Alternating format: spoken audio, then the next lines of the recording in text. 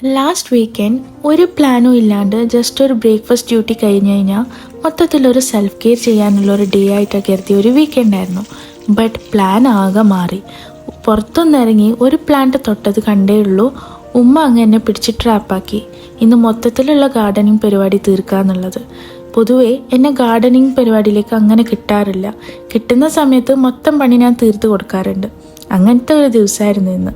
പിന്നെ പൊതുവേ ഇപ്പോൾ കുറേയായി ഞാൻ കേൾക്കുന്നതാണ്, വീഡിയോസിന് വേണ്ടിയിട്ട് ഭംഗിനിൻ്റെ കൂട്ടുന്നത് തന്നെ എൻ്റെ ഗാർഡനിങ് എന്നാണെന്നാണ് ഉമ്മ പറയുന്നത്. അതെന്തായാലും ചിന്തിച്ച് നോക്കുമ്പോൾ സത്യം തന്നെയാണല്ലോ.